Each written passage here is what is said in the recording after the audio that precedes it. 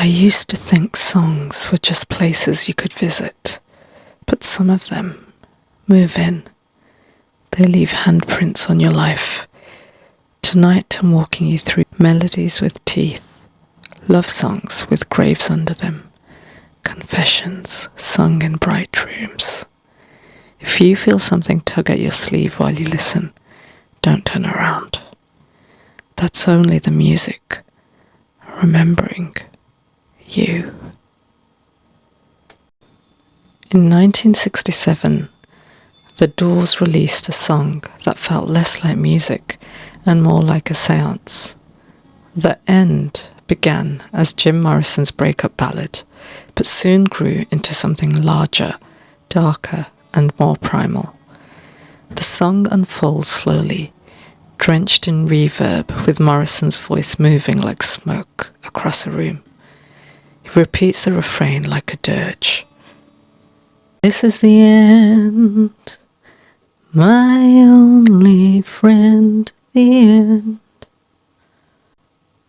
On the surface, it's about loss, but Morrison pushed it further. In the midst of its hypnotic drone, he unleashed Oedipal imagery so raw that even his bandmates shifted uncomfortably. Lines alluding to killing one's father and laying with one's mother burned through the performance. Live, the song became an exorcism. Audiences described Morrison's face changing as he screamed into the microphone, sweat dripping, his eyes glassy, as if he was somewhere else entirely. Guitarist Robbie Krieger called it a voyage into the unknown. Years later, The End was immortalized in Francis Ford Coppola's Apocalypse Now. Against scenes of napalm, fire, and war, Morrison's voice felt prophetic. Suddenly, the song wasn't just about personal destruction, it was about civilization unraveling. Morrison himself once said, "Sometimes the pain is too much to examine or even tolerate. That's why the songs exist." In the end, the pain is not examined, it is unleashed. And as the last note fades into silence, the listener is left with a question. Is this the sound of one man's madness, or is it a mirror, reflecting the part of us all that wonders if every ending is, in truth, just beginning again? On their 1988 album, GNR Lies, Guns N' Roses included a track that sounded deceptively playful. With jangly acoustic guitars and a sing-along chorus, it had the energy of a barroom joke. The lyrics, however, were something else entirely. I used to love her, but I had to kill her. I had to put her 6 feet under. The band explained later it began as satire. Guitarist Izzy Stradlin joked about killing his dog because it wouldn't stop barking. But as the idea developed, the dog became a woman, and the joke turned into something much more disturbing. When Axl Rose sang it, he leaned into the casual tone of someone brushing off a minor inconvenience. That contrast, the breezy melody, and the murderous confession, unsettled listeners. Was it parody, or was it something darker bleeding through? The song quickly became controversial. Feminist groups condemned it as glorifying violence against women. Radio stations debated whether to play it at all. Some dismissed it as tongue-in-cheek, while others argued that jokes about killing a lover were never harmless. What makes the song so chilling is how ordinary it sounds. There is no thunderous distortion, no ominous chords, just a simple, catchy melody that masks the horror underneath.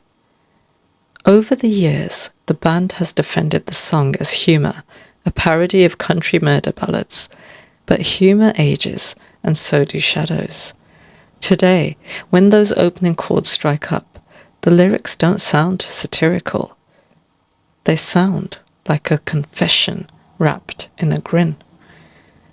In the end, Used to Love Her lives on as one of the most unsettling examples of how a song can lure you in with levity, only to reveal something poisonous just beneath the surface. A love song turned epitaph, humming along like nothing is wrong.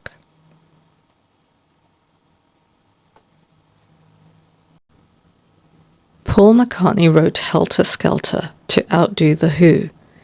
He wanted something loud, dirty, chaotic. The result was one of the most proto-metal tracks, guitar screeching, drums pounding, McCartney screaming until his voice cracked. It should have remained nothing more than rock and roll anarchy, but in 1969, Charles Manson heard something else. To him, Helter Skelter was prophecy, a coded call for a race war. He told his followers that the Beatles were sending secret messages, that they wanted him to lead. The line was meant to be playful, but in Manson's mind it became divine instruction. When I get to the bottom, I go back to the top of the slide. A child's metaphor twisted into scripture. The murders that followed are among the most infamous in American history.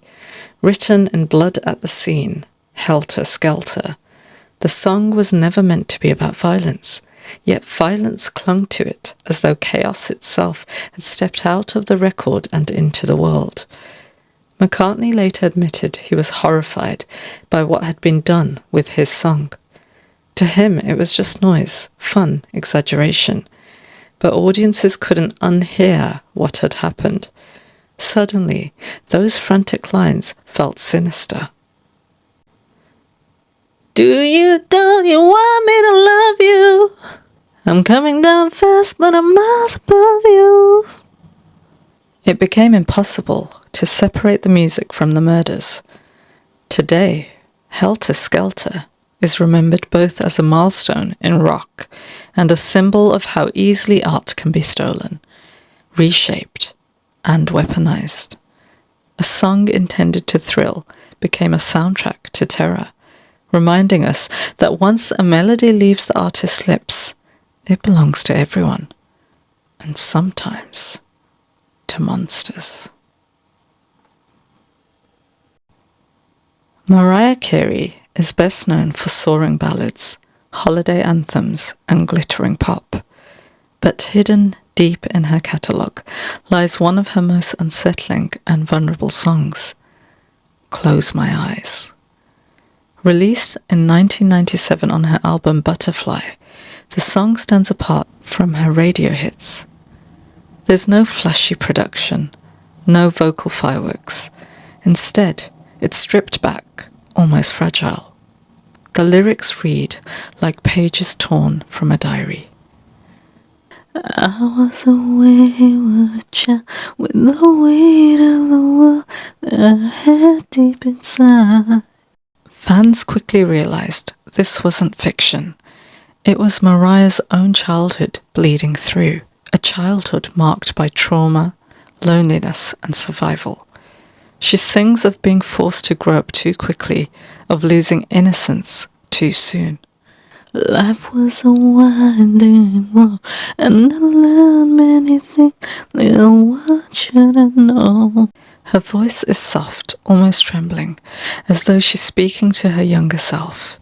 And that's where the song takes on a ghostly quality. The image of a child walking beside her adult self, silent, watching, never leaving. Unlike her hits about love and triumph, Close My Eyes is unsettling in its honesty. It doesn't resolve. It doesn't lift into glory. It lingers. It forces the listener to sit with the image of a little girl carrying burdens far too heavy. Some fans call it Mariah's truest song.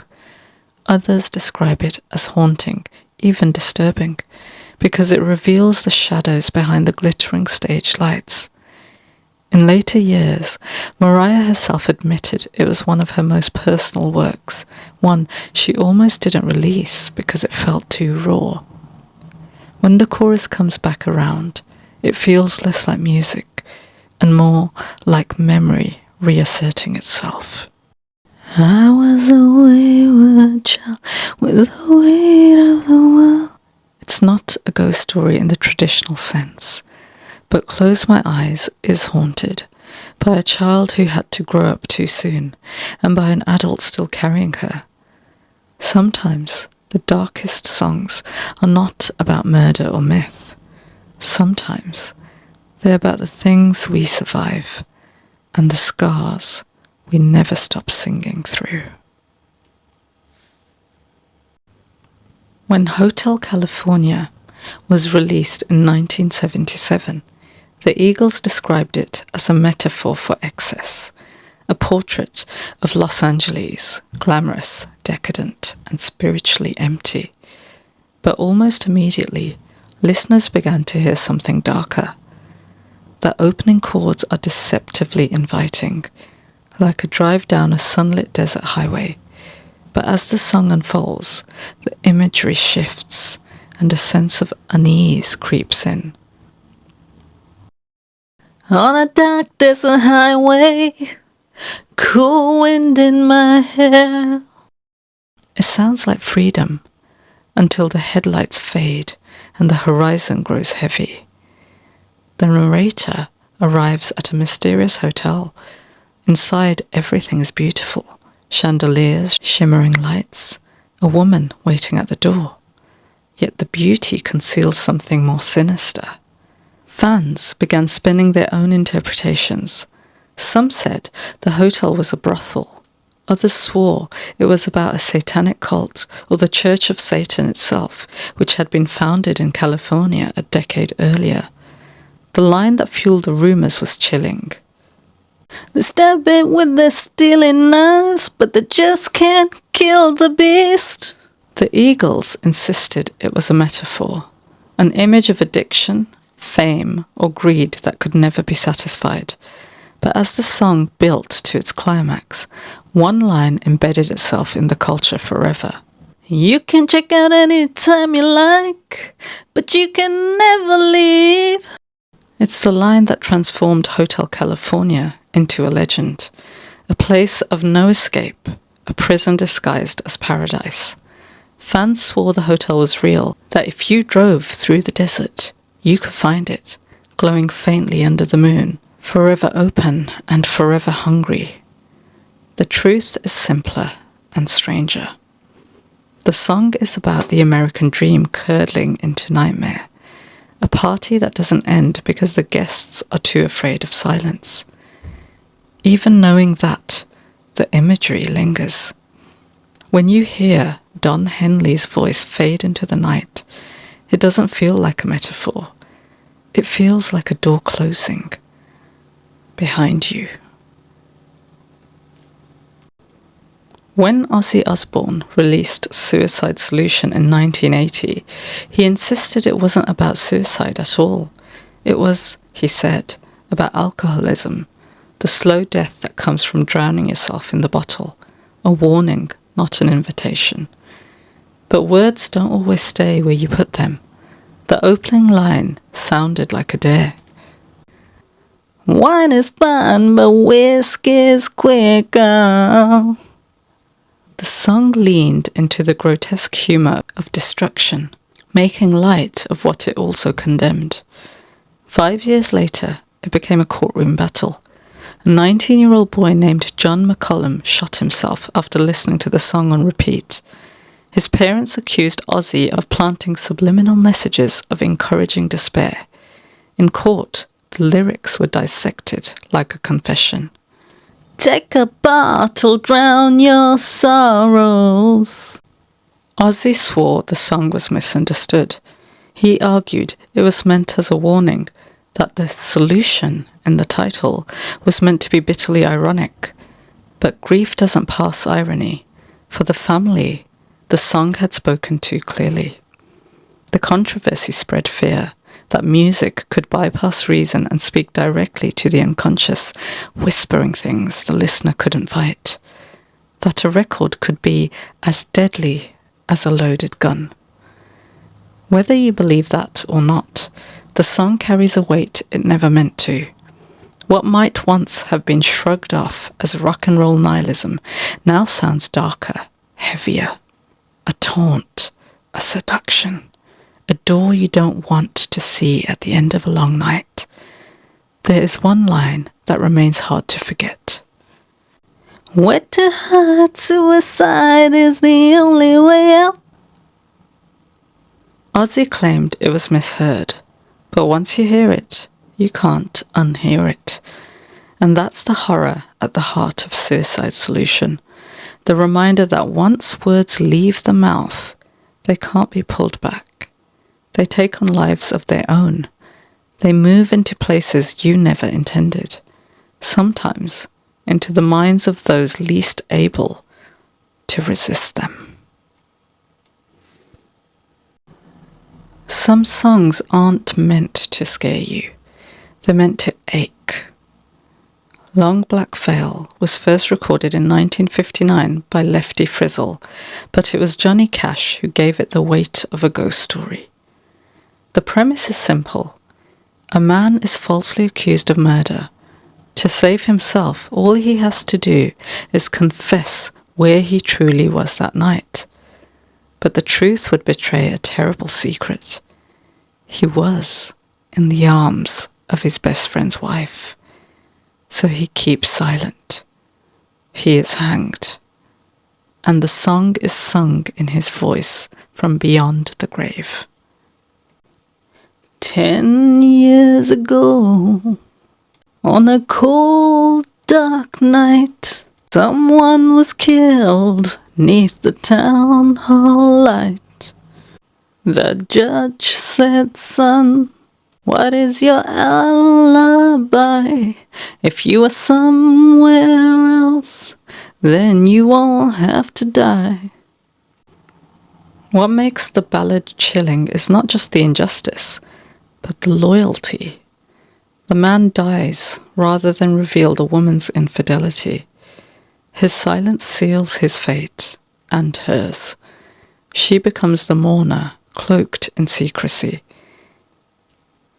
She walks these hills in a long black veil. Cash sang it with the gravity of a hymn. His deep voice made it sound like scripture, like a warning carried from the gallows. Audiences didn't just hear a story, they felt the dirt under the boots, the noose tightening, the shame of secrets that rot in silence. The song lingers because it captures something uniquely human, the way love and guilt can become inseparable. It's not a murder ballad about a killer, it's a ballad about choices, about how silence can be as deadly as a gun. And when that refrain returns, nobody knows, nobody sees, nobody knows but me. It feels less like a chorus and more like an epitaph carved in stone. Few songs are as famous or as mysterious as Queen's Bohemian Rhapsody. Released in 1975, it defies genre, part ballad, part opera, part rock anthem. But beneath its theatrical surface lies something far more unsettling. Freddie Mercury never explained the meaning. It's about relationships, he once said vaguely, refusing to elaborate. But fans and scholars have long believed it's closer to a confession, or even a reckoning. The opening lines sound like a plea. Mama just killed a man, put a gun against his head, pulled my trigger, now he's dead. It's startlingly direct. A murder ballad sung not as a myth, but as immediate memory. From there, the song spirals into something operatic. Voices pile upon voices, like a celestial courtroom. Angels, demons, jesters, all debating the fate of the condemned.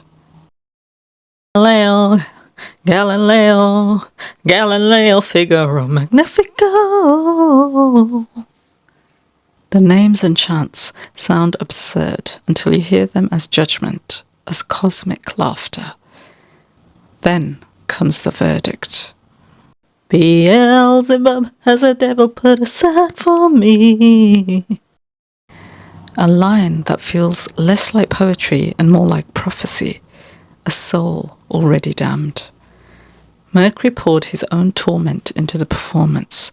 On stage, he threw himself into it with abandon, as though he was reliving the story each time. To the audience, it was dazzling. To those who knew him, it looked like exorcism. The song never resolves. After all the chaos, it ends not with triumph, but with resignation. Nothing really matters. Anyone can see. Nothing really matters. Nothing really matters to me.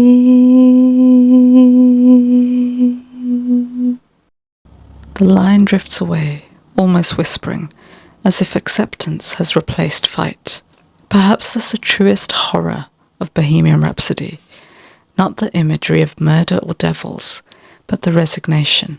The quiet admission that freedom might never come, that damnation isn't fire and brimstone, but silence. A song fading into nothing.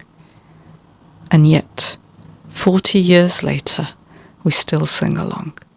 Voices raised in unison with a man who may have been singing his own epitaph.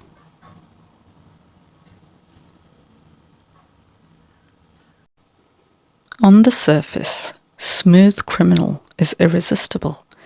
One of Michael Jackson's most iconic tracks. The beat pulses like a racing heart.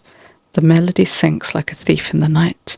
But behind the danceable rhythm is a story of violence.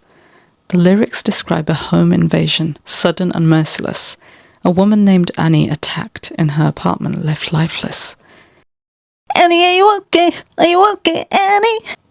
The repetition is frantic, urgent, like a rescuer pounding at a locked door. It's no coincidence that the name Annie came from a CPR training dummy used by instructors worldwide to practice emergency resuscitation. What was once meant to save lives became the centerpiece of a song about sudden death. Jackson's performance made it even more unsettling. His staccato delivery, the gasps between phrases, the breathless urgency, it all mimicked panic. And then there was the choreography. Dancers collapsing to the ground as though struck. Michael looming over them like both attacker and witness. The chorus comes like a hammer. You've been struck by a smooth criminal. Playful in tone, but devastating in meaning, a catchy rhythm disguising the terror of a life cut short. For all its brilliance, Smooth Criminal carries with it an inescapable unease. It forces us to confront the darkness hidden in pop, that even the most irresistible songs can carry death in their bones. Some songs are frightening because of what they imply, others because of what they confess. But Tears in Heaven is haunting for a different reason. It is grief carved into melody. In 1991, Eric Clapton's 4-year-old son Connor fell from the 53rd floor of a New York apartment building. The tragedy devastated him. He wrote Tears in Heaven, not as a hit, but as a way to survive. The song is quiet, stripped bare, as though even sound itself might shatter. Clapton's voice is fragile. Would it be the same same if I saw you in heaven. There is no metaphor, no disguise, only a father speaking to a child he will never hold again. He admits he cannot stay in that place of grief forever. Time can bring you down, time can bend your knees. But the wound never heals, it only hardens into song. What makes Tears of Heaven so chilling is not supernatural terror. It's how quickly life can be stolen, how grief can hollow a man to his core. There are no monsters here, no cults, no murders, only the unbearable weight of being human. And in its way, that is the darkest truth of all. We return to silence now, but the songs remain. Some carry death in their chords, some carry grief in every line, and some, the worst of them, carry pieces of us. When you next hum along, remember, not every song was written to entertain. Some were written to endure, some to haunt, some to remind us that music, like memory, never really dies.